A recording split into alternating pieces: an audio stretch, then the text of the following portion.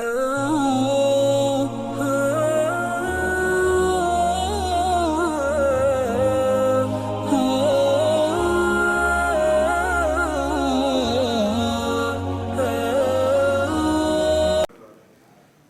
ربی لک الحمد کما ینبغی لجلال وجہک وعظیم سلطانک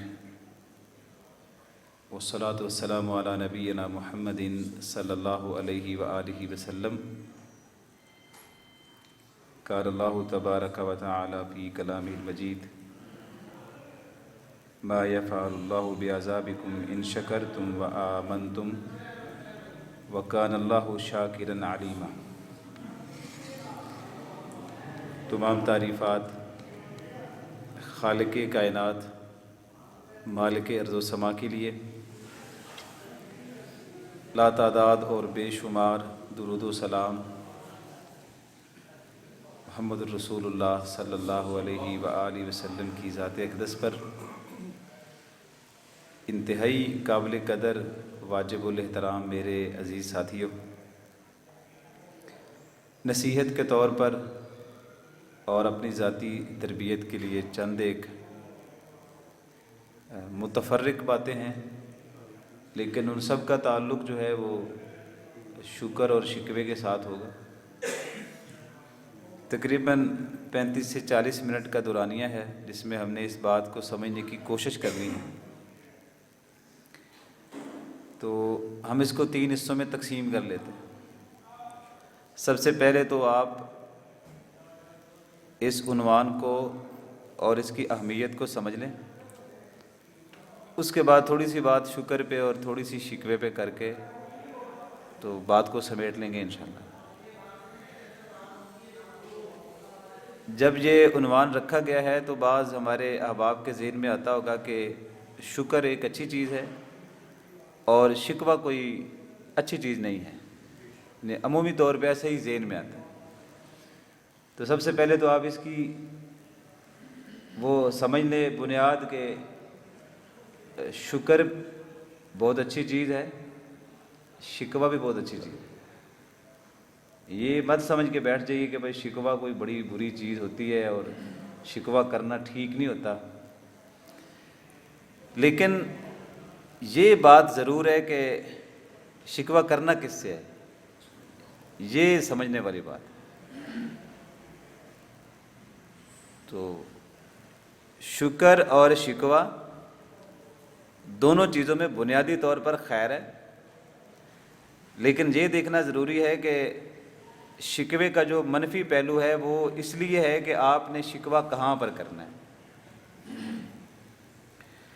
اللہ تعالیٰ جو ہے جتنا وہ شکر کو پسند کرتا ہے شکوے کو بھی اتنا ہی پسند کرتا ہے، ایک درجے پر، لیکن وہ صحیح جگہ پہ شکوہ کیا جائے۔ آپ سورۃ نوح پڑھ کے دیکھیں تو آپ کو اندازہ ہوگا کہ شکوہ کیا چیز ہوتی ہے۔ حضرت نوح علیہ السلام اللہ تعالیٰ سے شکوہ کر رہے ہیں، یا اللہ دن کو دعوت کا کام کرتا ہوں، رات کو بھی دعوت کا کام کرتا ہوں، بلند آواز میں تقریر کرتا ہوں ان کو، پھر آہستہ آہستہ بھی باتیں کرتا ہوں، ان کے اجتماع میں جا کے بھی کرتا ہوں، انفرادی طور پہ بھی ان کو سمجھاتا ہوں، لیکن یہ میری بات سن کے نا اپنے کانوں میں چادریں نہیں انگلیاں بھی دے لیتے ہیں، اور یا اللہ تو نے ان کو مال بھی بڑا دیا ہوا ہے۔ یہ ایک بڑا اچھے انداز میں ایک شکوہ ہو رہا ہے، اور الٹا یہ مارتے بھی مجھے ہیں، اور پھر مجھے اتنے سال ہو گئے ان سے کام کرتے ہوئے۔ اچھا میں ان کو کہہ بھی رہا ہوں کہ استغفار کر لو، اور یہ الٹا پھر میری بات ہی نہیں سنتے۔ تو وہ جو شکوے کا ایک لیول تھا، ایک بڑی جگہ پہ جب گیا نا تو نوح علیہ السلام فرماتے ہیں یا اللہ اگر تو نے ان کو اسی طرح ہی مال دے کے رکھا اور اسی طرح فروانی نعمت میں یہ رہے، میری بات کب ماننے والے ہیں؟ ایک بھی کافر کا گھر باقی نہیں بچنا چاہیے۔ اتنا زبردست شکوہ تھا، اللہ نے سارے کفار کے گھر مٹا دیے۔ تو شکوہ کوئی ایسی چیز نہیں ہے کہ جس کو آپ ذہن میں یہ رکھ لیں کہ شکوہ کرنا بہت کوئی عجیب قسم کی چیز۔ حضرت یعقوب علیہ السلام کا شکوہ بہت معروف ہے، انما اشکو بسی وحزنی الی اللہ، میرا بیٹا غائب ہے، اس کا درد اس کا دکھ میرے دل میں ہے، لیکن میں شکوہ غلط جگہ پہ نہیں کرتا۔ یعنی یعقوب علیہ الصلوۃ والسلام یہ بتا رہے ہیں کہ میں شکوہ کوئی غلط جگہ پہ نہیں کروں گا، شکوہ میرا اللہ کے سامنے ہے اور میرا بنتا ہے کہ جس سے ہم نے زیادہ محبت کی اسی کو ہی ہماری نگاہوں سے دور کر لیا، جسے ہم نے چاہا تو انہیں اس کو ہی ہم سے بہت دور کر لیا۔ تو حضرت یعقوب علیہ الصلوۃ والسلام نے شکوہ اللہ سے کیا۔ سورۃ مجادلہ پڑھ کے دیکھ لیں، نبی علیہ الصلوۃ والسلام کے گھر میں رات کے ٹائم پہ ایک اللہ کی نیک بندی آئی، اس نے اپنا مسئلہ بیان کیا، وہ سب کو یاد ہے مسئلہ، یہ علماء نے آپ کو کئی مرتبہ سنا ہے، میں تو دلیل کے طور پہ ایک اشارہ دینا چاہتا ہوں۔ تو نبی علیہ الصلوۃ والسلام نے فرمایا بھی جو مسئلہ تم پوچھ رہی ہو نا کہ تیرے شوہر نے تجھے ماں کہہ دیا ہے، تو اس کے بارے میں ابھی شریعت میں کوئی ایسا لا نہیں نازل ہوا جس کی بنیاد پہ میں تجھے کوئی رات کے اس اندھیرے میں فیصلہ دے دوں کہ اس کا کیا جواب ہے، انتظار کرو۔ تو معاملہ تو پینڈنگ میں جا رہا تھا۔ تو سیدہ عائشہ رضی اللہ تعالی عنہا خود بیان کرتی میرا حجرہ، اچھا کتنا بڑا حجرہ بھی نہیں ہے کہ بہت حجرہ ہے اس میں 10 لوگ آ جاتے ہیں، ایسا بھی نہیں ہے، 2 لوگ رہ رہے ہیں تو بھی ایک مختصر سی جگہ تھی۔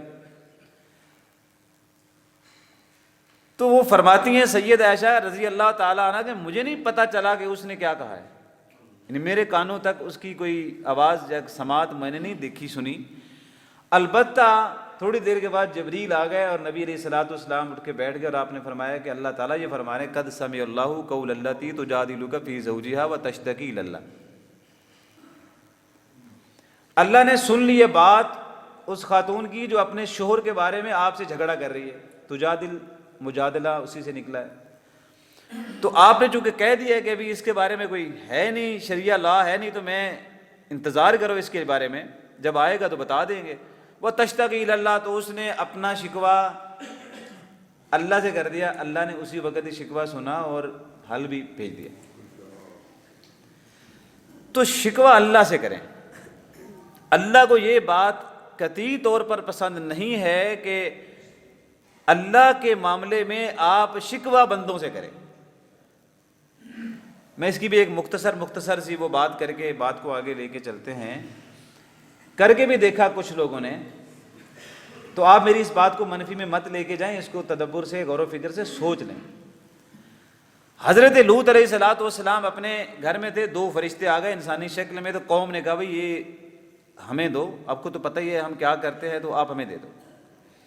تو حضرت لوط علیہ الصلوۃ والسلام نے عوام کے سامنے ایک شکوہ کر دیا۔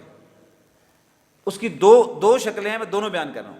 پہلی شکل شکوے کی یہ تھی کہ تمہارے اندر کوئی رجل الرشید نہیں ہے، یعنی کوئی عقل سے کام نہیں لیتا اور کوئی سمجھ سے کام نہیں لیتا، اور کسی کو اندازہ نہیں کہ آپ یہ کس قسم کے گھنونے جرم میں ملوث ہیں آپ لوگ۔ اگلے ہی لمحے یہ بھی لوگوں کے سامنے کہہ دیا کہ اگر میرے پاس ایک مضبوط قسم کی کوئی طاقت ہوتی نا میری پیچھے، میں دیکھتا کہ تم میرے مہمانوں کے بارے میں ایسا کیسے کر لیتے ہو۔ یہ بھی ایک طرح کا دل کا ایک شکوہ تھا، اس کی ایک کیفیت تھی۔ لو جی اللہ کو یہ پسند نہیں آیا۔ اللہ تعالیٰ نے فوری طور پہ آیات نازل کی کہ آپ مجھے یہ بتائیں کہ مجھ سے زیادہ طاقتور آپ کو کون چاہیے۔ تو ایک طرح سے اللہ نے فوری جواب دیا کہ یہ جو آپ شکوہ کر رہے ہیں کہ مجھے بہت کوئی طاقتور چاہیے، اب مجھ سے زیادہ طاقتور کوئی ہے جو آپ کو مزید چاہیے، یہ شکوہ کیسا کر رہے ہیں آپ؟ اللہ تعالیٰ فرماتے ہیں میں نے اس قوم کو وہ عذاب دیا جو پہلے کسی کو نہیں دیا اور بعد میں کسی کو نہیں دوں۔ حضرت یوسف بن یعقوب بن اسحاق بن ابراہیم علیہ السلام، پوری لڑی کتنی شاندار ہے۔ تو جیل میں صرف ایک بندے سے کہہ دیا جاتے جاتے کہ بھائی صاحب وہ اپنے ذرا حاکم وقت سے کہہ دینا کہ میں بے قصور ہوں۔ تو فرشتہ آ گیا کہ یہ کب سے آپ لوگوں سے باتیں کرنے لگے ہیں اور شکوے کرنے لگے ہیں کہ آپ بے قصور ہیں؟ تو اللہ کو نہیں معلوم کہ آپ بے قصور ہیں؟ جس نے آپ کو کنویں سے نکالا اس کو نہیں پتا کہ آپ بے قصور ہیں؟ جس نے آپ کو زلیخا کے فتنوں سے بچایا، بند کمروں سے بنا ہاتھ لگائے دروازے کھول دیے، اسے نہیں پتا آپ بے قصور ہیں؟ تو آج اس کی دربار میں شکوہ کرنے کے بجائے کسی غیر کے در پہ شکوہ کرنے کی کیا ضرورت تھی آپ کو؟ لہذا 7 سال مزید آپ کو یہیں پہ ٹھہرنا پڑے گا۔ یہ اللہ تعالیٰ کی ایک خاص عنایت کسی بندے پر ہوتی ہے کہ وہ شکر بھی اللہ کا بجا لائے اور شکوہ بھی اللہ کی بارگاہ میں کرے. تو لہذا ان دونوں کو آپ بہت تفریق میں مت لے کے جائیں. شکوہ صرف لوگوں سے اللہ کی ذات کے بارے میں نہ کریں. اللہ آپ کو جانتا ہے, مجھے جانتا ہے, میرے معاملات کو جانتا ہے. شکر کا پہلو یہ ہے کہ آپ اللہ کا بھی شکر ادا کریں, لیکن کہیں کہیں جا کے جب لوگ بھی آپ کے ساتھ احسان کریں گے تو آپ کو اجازت ہے کہ آپ ان لوگوں کا شکریہ ادا کریں. جیسے کہ حدیث میں آتا ہے, نبی علیہ الصلوۃ والسلام کی یہ متواتر قسم کی روایت ہے کہ جو لوگوں کا شکریہ ادا نہیں کرتا اس کو یہ بھی ہمت نہیں آتی کہ وہ کبھی اللہ کا بھی شکر ادا کرے. تو لوگوں کا چھوٹی چھوٹی چیزوں پر شکریہ ادا کیا کریں, یہ ٹھیک ہے. اور سیدہ عائشہ رضی اللہ تعالی عنہا یہ بیان فرماتی ہیں کہ نبی علیہ الصلوۃ والسلام کی جو زندگی میں سیرت ہے تو آپ کیا کرتے تھے, ہر حال کے اندر ہی اللہ تعالیٰ کا شکر ادا کرتے تھے. یعنی یہ ہوتا ہی نہیں ہے کہ حال اچھا ہوا تو شکر ادا کیا اور حال اچھا نہیں ہوا تو شکر. یہ ابھی آپ ایک حدیث سن رہے تھے, میں اس کی وضاحت کر دیتا ہوں کہ نبی علیہ الصلوۃ والسلام نے فرمایا بندہ مومن کے جو معاملات ہیں وہ اللہ کے ہاں بڑے عجیب ہوتے ہیں. اگر اسے کوئی نعمت ملتی ہے وہ شکر ادا کرتا ہے, جب اللہ تعالیٰ اس سے وہ نعمت واپس لے لیتا ہے تو وہ صبر کر لیتا ہے. دونوں صورتوں کے اندر ہی اللہ اس کو اجر دیتا ہے. اس ترجمے کو آپ ایسے کر لیں, جب اللہ نعمت دیتا ہے تو وہ شکر بجا لاتا ہے, جب اللہ نعمتوں کو واپس لے لیتا ہے تو وہ شکوہ نہیں کرتا, بندوں کے سامنے شکوہ نہیں کرتا. وہ اپنی باتیں اللہ کے ساتھ شکوے کے طور پہ کرتا بھی ہے, اللہ تعالیٰ اس کی شکوے کو سنتا بھی ہے. اور ایک بڑا معروف شکوہ تھا جواب شکوہ علامہ اقبال کا, وہ اس دور میں تو ہم چڑھ دوڑے اقبال پر, لیکن وہ اب آگے سمجھ آئی کہ وہ اللہ سے ہی کر رہا تھا نا شکوہ, وہ کون سا آپ جیسے یا ہم جیسے کوئی لوگوں سے کر رہا تھا شکوہ. تو اللہ تعالیٰ سے جیسے اب شکر اللہ کا بجا لاتے ہیں, کبھی کبھی انسان کی طبیعت میں آ جاتا ہے کہ یا اللہ یہ میرے ساتھ معاملہ تو نے کیا تو مہربانی بھی فرما دے, تو یہ حرج نہیں ہوگا. ایک میری بات یہاں پہ ختم ہو گئی ہے, اب میں دوسری بات کی طرف آپ کو لے کے چلتا ہوں, اور وہ بات بھی بہت آسان ہے. دراصل شکر کا معنی, مطلب اور مفہوم بہت وسیع ہے. دل چاہے تو آپ ایک چھوٹی سی چیز پہ شکر ادا کریں, وہ اللہ کے یہاں اتنا وزن والا ہو کہ اس کا جو جواب آپ کو ملے گا آپ کی زندگی بدل دے. اور ایسا بھی ممکن ہے کہ بڑی سے بڑی چیز پر بھی اللہ کا شکر ادا لاؤ اور اس کا اجر آپ کو بہت زیادہ نہ ملے. تو شکر کا تعلق ہمارے دل کے ساتھ ہے کہ آپ کس کیفیت میں اللہ تعالیٰ کا شکر ادا کریں. ایک انسان کے پاس مجبوری کے اندر رات کے اندھیرے میں وہ بیچارہ کنواں چلاتا رہا, صحیح بخاری میں ہے, میں وہ ویسے کوئی ایسی بات نہیں کر رہا جو کوئی بے دلیل ہو. وہ ساری رات کنواں چلاتا رہا, اسے کوئی 2 سیر کھجوریں ملی, اور فجر کی نماز کے وقت حضور نبی علیہ الصلوۃ والسلام کی بارگاہ میں حاضر ہو گیا. کہا جی کل آپ نے کچھ فنڈ مانگے تھے, میرے پاس دینے کو کچھ نہیں تھا. رات کو یہودی کی زمین سیراب کی میں نے, وہ بیل کی جگہ پر میں کھڑا رہا اور میں کنواں چلاتا رہا, زمین سیراب کی, یہ کچھ مجھے کھجوریں ملی ہیں. حضور یہ آپ اللہ کی راہ میں قبول کر لیں. آپ نے وہ کھجوریں پکڑی اور جتنا سامان پچھلے 24 گھنٹوں میں یا 48 گھنٹوں میں جمع ہوا تھا اس کے اوپر وہ کھجوریں آپ نے رکھی ترتیب سے. فرمایا اتنا اجر اللہ تعالیٰ نے ان لوگوں کو جو دیا ہے, وہ اجر اگر سارا میں اکٹھا کروں تو جو یہ 2 سیر کھجوریں لے کے آیا نا, اس کو اللہ تعالیٰ نے اتنا اجر دیا. اس کے دل کی کیفیت اور رات کی وہ حالت میں جو اس نے عمل کیا وہ ایک شکر تھا. شکر یہ نہیں ہے کہ میں اکرام اللہ صحیح پیٹ بھر کے کہوں کہ شکر الحمدللہ. شکر ایک عمل کا نام ہے. آپ داؤد علیہ الصلوۃ والسلام کے بارے میں اور آل داؤد کے بارے میں پڑھ لیں تو اللہ ان کو حکم دے رہا ہے کہ اے آل داؤد تم عملاً شکر کر کے مجھے بتاؤ. عملاً نہیں, زبان سے ہی نہیں, صرف عملاً بتاؤ شکر کیا ہوتا ہے. عملاً شکر یہ ہے کہ آپ تھوڑے پر راضی اور آپ زیادہ کو تقسیم کر رہے ہیں اور تھوڑے کو بھی تقسیم کر رہے ہیں. آپ اللہ تعالیٰ کے فیصلوں پر راضی ہیں, یہ شکر کی ایک قسم ہو سکتی ہے. رات کو نبی علیہ الصلوۃ والسلام مصلی پر کھڑے ہیں اور لمبی نماز پڑھتے رہے اور تورمت قدماہ, اور دونوں قدم آپ کے سوج گئے. جب قدم سوج گئے تو سید عائشہ رضی اللہ تعالی عنہا نے ہاتھ لگایا اور پھر عرض کر لی کہ حضور نہ تو آپ پر کوئی غلطی نہ کوئی گناہ، اتنا لمبا قیام کس لیے ہے؟ آپ نے کہا آپ کو نہیں لگتا کہ میں اللہ تعالیٰ کے شکر گزار بندوں میں میرا نام ہے؟ تو شکر گزاری ایک عمل کی کیفیت کو بھی کہتے ہیں۔ جب آپ کے پاس کچھ نہیں ہے اور آپ اس کچھ نہ ہونے پر راضی ہو کے کچھ پھر بھی اللہ کے راستے میں دے رہے ہیں تو آپ بہترین شکر گزار ہیں۔ آپ کو شکر گزاری کی یہ کیفیت شاید میں آپ کو صحیح بتا سکوں یا صحیح نہ بتا سکوں، لیکن مجھے بہت اچھی لگی یہ شکر گزاری کی نعمت کہ صحیح مسلم میں آتا ہے رات کو ایک گھر میں مہمان جو کہ نبی علیہ الصلوۃ والسلام نے بھیجا، ایک سنگل پرسن تھا، وہ مہمان گیا اور گھر والوں نے یعنی شوہر نے اپنی بیوی سے پوچھا کہ کھانے پینے کو کچھ ملے گا؟ اس نے کہا بچوں کے لیے چند ٹکڑے۔ یہ صحیح مسلم میں روایت ہے۔ تو اس نے کہا مہمان تو حضور کی طرف سے آیا ہے تو اس کا پیٹ بھرنا چاہیے، اپنے بچے سوئی بھوکے سو جائے حرج نہیں۔ مجھے بتائیے گا آج کے جدید زمانے میں خود اپنی بھی بات کرتا ہوں، میں صرف آپ کی بات نہیں کر رہا، کیونکہ میں آپ کو کہتا ہوں نا یہ نصیحت میرے لیے بھی ہے۔ آپ کا بیٹا یا بیٹی رات کو بھوکا سو جائے آپ کو نیند نہیں آئے، پکی بات۔ یعنی ہم جٹ ذمہ دار بندے، ہمیں پتا ہے کہ ہماری مائیں رات کو آدھی رات کو ہم سو جاتے تھے تو رات کو سر اٹھا کے پیالہ دودھ کا پکڑ کے پتر دودھ پی لے، تو جلدی سو گیا تو دودھ نہیں پیتا۔ والدین پسند ہی نہیں کرتے، وہ کہہ رہے جی ایسا کریں یہ دسترخوان لگا دیں، چراغ گل کر دیں۔ یہ قصہ آپ نے سنا ہو، میں تو اشارہ کر رہا ہوں۔ وہ چراغ بھی گل ہو گیا، مہمان کے ساتھ میزبان بھی بیٹھ گیا اور حرکت بھی کرتا رہا کہ میں بھی کچھ کھا پی رہا ہوں، تو مہمان کا پیٹ بھر گیا، نہ بیوی نے کچھ کھایا، نہ بچوں نے کچھ کھایا، نہ میزبان نے خود کچھ کھایا۔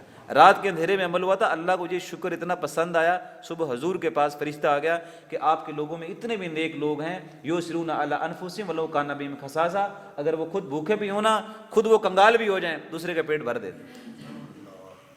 جب آپ شکر کی اس کیفیت میں جائیں گے نا، اللہ کے دروازے کھول دیں۔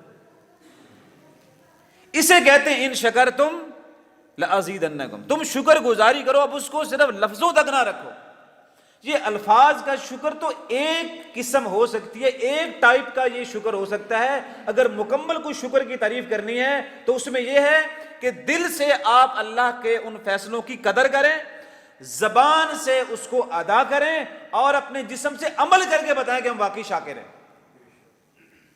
جب یہ تین کیفیات اکٹھی ہوتی ہیں اس کے بعد اللہ اپنی رحمتوں کے سارے دروازے آپ پر کھول دے۔ تھوڑا سا اس کو میں اور طریقے سے کوشش کرتا ہوں۔ شکر صرف یہ نہیں ہے کہ آپ روٹی یا کپڑے کی یا گھر کی یا گاڑی کی یا نعمتوں کی بات کریں، اگر کسی انسان کو اللہ نے عزت دی ہے تب بھی اس کا شکر کریں آپ۔ اس پر میں آپ کو ایک حدیث بھی سناتا ہوں، لمبا قصہ ہے لیکن اس کو ہم نے اختصار سے بیان کرنا ہے، صحیح بخاری میں، صحیح مسلم میں، باقی کتب حدیث میں، لیکن اس کو سمجھیے گا ذرا غور سے۔ یہاں پہنچنا تو مشکل ہے لیکن سننے میں تو حرج نہیں ہے۔ سیدہ عائشہ رضی اللہ تعالی عنہا یہ بیان فرماتی ہیں کہ میرے اوپر الزام لگا، بہتان لگا، واقعہ افک کو بہت سارے لوگ جانتے ہیں۔ تو میں نے دیکھا کہ نبی علیہ الصلوۃ والسلام ان دنوں میں کافی پریشانی کے عالم میں پھر میں نے آپ سے عرض کر لی، میں نے کہا حضور اگر آپ اجازت دیں، آپ بھی مجھ سے بات نہیں کرتے، بولتے بھی نہیں ہیں، اور حتیٰ کہ ایک روایت میں تو یہ بھی آتا ہے کہ حضور تو جب بھی کبھی میرے کمرے کے پاس سے گزرتے کوئی نہ کوئی اچھی بات مجھے سنا کے گزرتے تھے، تو چند دن انہوں نے مجھے سنائی بھی نہیں کوئی بات۔ تو میں نے حالت کو دیکھا اور میں نے عرض کر لی حضور میں، اور میرے دل میں تھا حضور مجھے گھر سے جانے نہیں دیں گے، تو میں نے کہا میں ابو بکر یعنی والد محترم کے گھر چلی جاؤں؟ تو آپ نے کہا آپ چلی جائیں۔ تو میرے ذہن میں اگلی بات یہ آئی کہ کم از کم حضور مجھے چھوڑ تو آئیں گے نا وہاں پر۔ تو آپ چھوڑنے بھی نہیں گئے، ایک بچے سے کہا چھوڑ گیا، تو کہتے میرا دل غم زدہ ہو گیا، آج حضور چھوڑنے بھی نہیں گئے اور ساتھ ایک بچہ بھیج دیا۔ میں گھر گئی تو میری والدہ نیچے کمرے میں تھی اور میرے والد ابو بکر صدیق اوپر والے بالا خانے میں تھے اور وہاں میں قرآن پڑھ رہے تھے۔ میں نے اپنی جا کے والدہ کو جب بتایا تو میری والدہ جو ہے وہ پریشان ہو گئی، انہوں نے کہا ہمیں ان تمام باتوں کا پہلے سے علم ہے، تو آپ ادھر کیوں آئی ہیں؟ اتنے میں ابو بکر صدیق رضی اللہ تعالیٰ نیچے آئے، پوچھا اس کو کیا مسئلہ ہے؟ تو میری والدہ نے بتایا ان کو یہ مسئلہ جو باتیں ہو رہی ہیں آپ کو بھی علم میں ہے۔ تو کہا تو بیٹا آپ پھر ادھر کیوں آئی ہیں؟ کہا وہ میں نے حضور سے پوچھا، حضور نے کہا چلی جائیں۔ بیٹا بہتر ہوتا آپ ادھر ہی رہتی۔ یعنی کہتے میں عجیب کیفیت میں چلی گئی کہ میرے والدین بھی مجھ سے نالاں ہیں، والدہ بھی مجھ سے ناراض ہیں، اور حضور بھی مجھ سے خفا ہیں، اور باتیں مدینے میں عجیب قسم کی ہو رہی ہیں۔ میری حالت و کیفیت بھی ایک عجیب سی ہے کہ مجھے بخار ہو گیا۔ کوئی ایک آدھ دن کی بات ہو تو سمجھ میں آتی ہے، مجھے تو 1 دن 2 دن 4 دن 10 دن 12 دن 14 دن، یہ تو لمبا مسئلہ ہو گیا۔ ہفتوں سے بات آگے چلی جانے لگی تو میری کیفیت حالت یہ ہوگی کہ میں بخار پر چارپائی پر میرا جسم تھا اور میں وہاں پہ مریضہ بن گئی۔ ایک دن نبی علیہ الصلوۃ والسلام ہمارے گھر میں آ گئے، قسمت کی بات ہے، اور میرے قریب آ کے جب بیٹھے تو مجھے لگا کہ حضور راضی ہو جائیں گے، کوئی حکم بتائیں گے، اللہ نے یہ کہا ہے تو میرے حوصلہ دیں گے ذرا۔ تو آپ نے مجھے پتہ کیا کہا کہ عائشہ اگر واقعی کوئی ایسا ویسا مسئلہ ہو گیا ہے تو اللہ سے معافی مانگ لو۔ کہتے جتنا غم مجھے پچھلے سارے دنوں میں اکٹھا ہوا تھا حضور کی اس ایک بات پر کہ آپ نے کہا اگر کوئی ایسا تجھ سے معاملہ سرزد ہو ہی گیا تو اللہ توبہ قبول کرنے والا ہے، تو تم اللہ سے معافی مانگ لو۔ اب یہاں پر شکر اور شکوہ دونوں اکٹھے ہو گئے، اس لیے میں نے یہ روایت پڑھی۔ فوری طور پر کہتے میرے دل کے اندر آیا کہ میں اب کیا کروں، کہ حضور نبی علیہ الصلوۃ والسلام کو بھی کچھ ایسا لگ رہا ہے کہ پتہ نہیں مجھ سے کوئی غلطی سرزد ہوئی ہے، تو وہ تو ایسا کوئی معاملہ نہیں۔ تو کہنے لگی کہ میری تو حالت ایسی ہو گئی، میری تو حالت ایسی ہو گئی جیسے حضرت یوسف کے والد کی حالت ہو گئی غم کی وجہ سے۔ اور کہتے ہیں کہ میں نے بڑی کوشش کی اس دن، یہ کیونکہ قصہ بعد میں بیان کیا، میں نے اس دن بڑی کوشش کی کہ یوسف علیہ السلام کے والد کا نام کیا تھا۔ جب انسان پہ غم ہوتا ہے تو بہت ساری چیزیں انسان کو بھول جاتی ہیں۔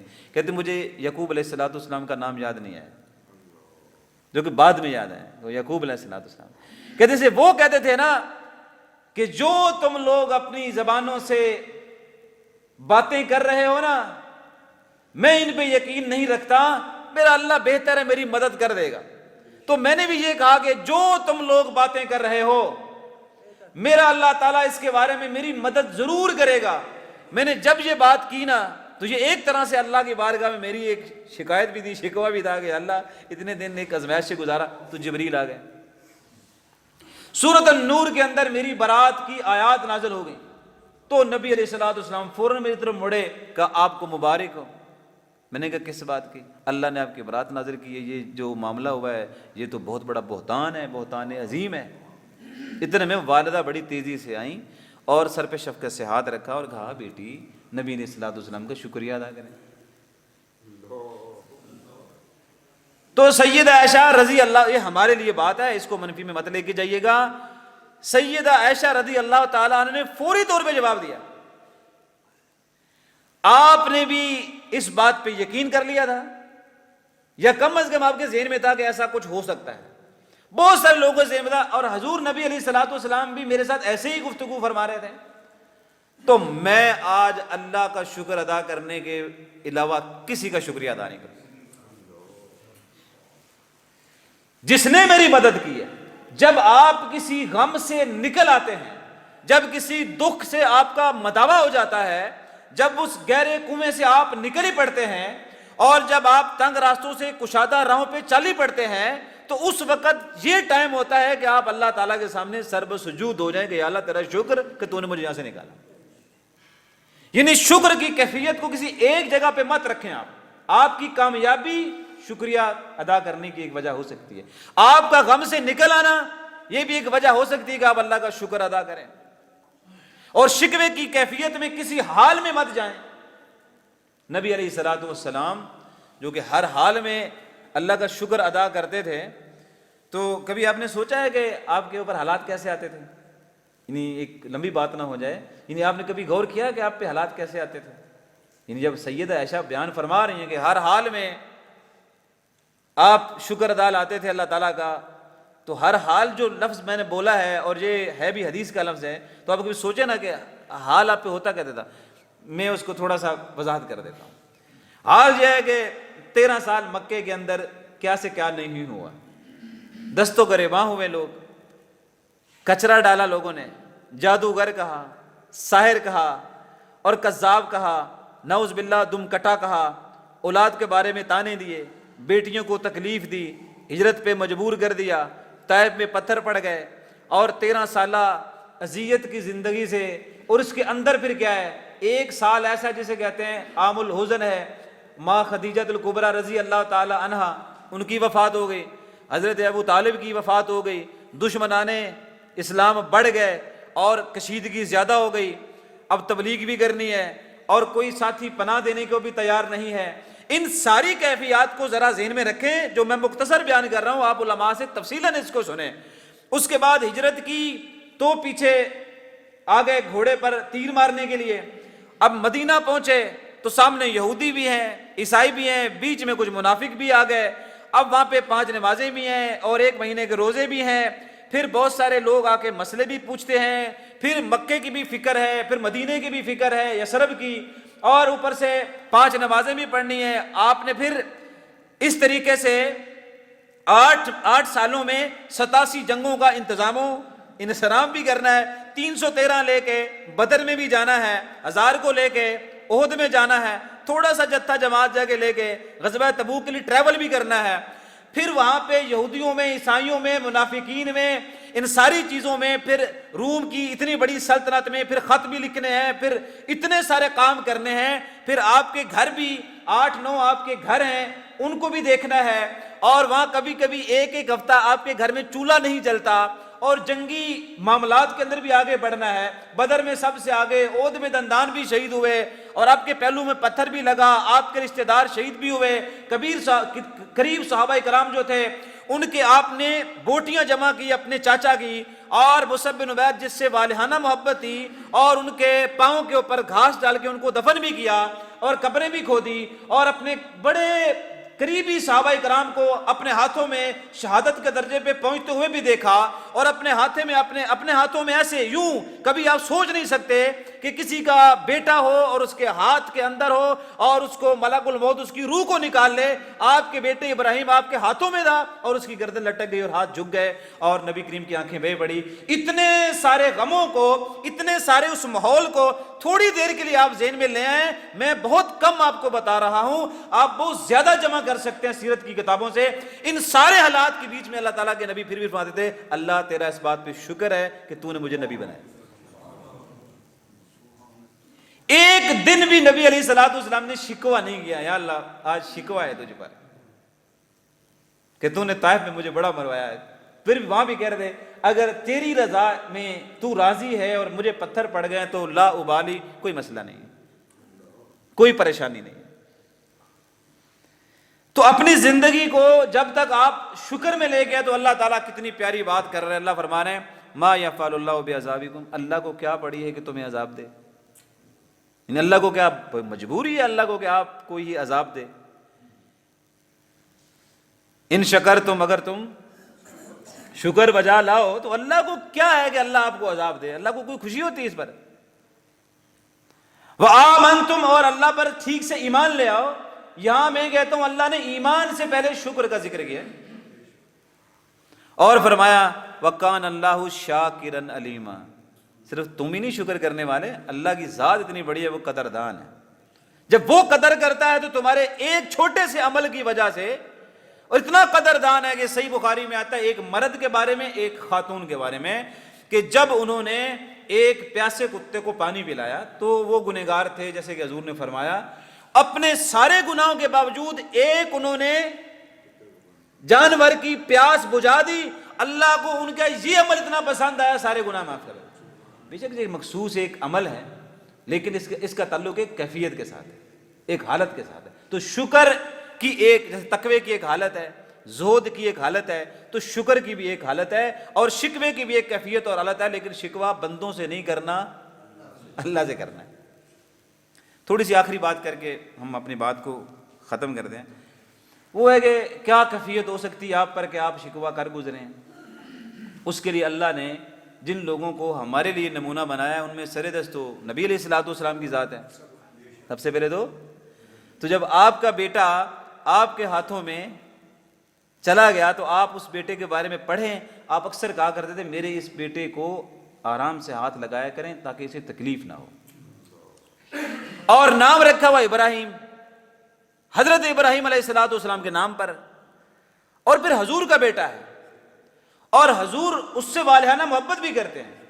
وہ جہاں دودھ پیتا ہے جس دائی کے پاس، خصوصی طور پہ حضور اس گھر میں جاتے تھے ملنے کے لیے، اور معذرت کے ساتھ وہ جس گھر میں جاتے تھے وہ لوہے کا کام کرتے تھے، ان کی بھٹی پہلے آتی تھی اور گھر بعد میں آتا تھا، تو صحابہ کرام پہلے مہربانی کر یار بھٹی اوڑی کر، دھوں نے حضور نے گزرنے، دھواں سمجھتے ہیں نا آپ لوگ، یعنی دھواں اتنا ہے یہاں تو ہماری بٹیائی نہیں ختم ہوتی، ساڈے پتر غیر کاشتکاروں کے ساتھ کیوں کھیلیں، غیر کاشتکار تو سمجھ تو لفظ، مجھ سے وہ دوسرے لفظ بولے نہیں جاتے، وہ مجھے اچھے بھی نہیں لگتے، تو کہتے جی ہمارا بچہ، میں کہتا ہوں حضور کے بیٹے کو ایک غیر کاشتکار کے گھر میں، اب سمجھ رہے ہیں جو لوہے کی بھٹی چلاتا تو ذات پات کے حساب سے تھوڑا اس پہ زور ڈالے نا آپ، تو حضور کا بیٹا تو دودھ ان کا پی رہا ہے اور حضور اس کو ملنے جاتے ہیں، اور آج وہ بیمار ہو گیا تو نبی علیہ الصلوۃ والسلام جب گئے تھوڑی دیر بعد اور ہاتھوں میں جب اٹھایا تو سوچیں کتنی محبت ہوگی، اور ملک الموت آیا اور روح پرواز کر گئی، تو آنکھیں جب بہہ پڑی تو صحابہ کرام کہتے ہیں آپ کی بھی آنکھیں بہتی ہیں؟ کہتے ہیں نہیں ایسی بات نہیں ہے، ابراہیم کے جانے کا غم ہے، لیکن اللہ کا شکر ہے کہ اس نے جو بھی فیصلہ کیا ہے میں اس پہ راضی ہوں، غم مجھے ضرور ہے، آنکھیں بہہ جاتی ہیں، لیکن یہ نہیں ہے کہ میں کوئی شکوہ کر رہا ہوں، شکوہ اپنی زبان پر اس حال میں بھی نہیں آئے گا کہ بیٹا ہمارے ہاتھ سے چلا گیا، اور شکوہ تو یہاں بھی نہیں ہے کہ حضور خود فرما رہے ہیں اللہ سب سے زیادہ جن لوگوں کو زندگی میں تکلیف پہنچتی ہے نا وہ انبیاء ہیں، اور سب سے زیادہ جو تکلیف دی گئی نا وہ میں محمد صلی اللہ علیہ وسلم کو دی گئی، لیکن کوئی شکوہ نہیں،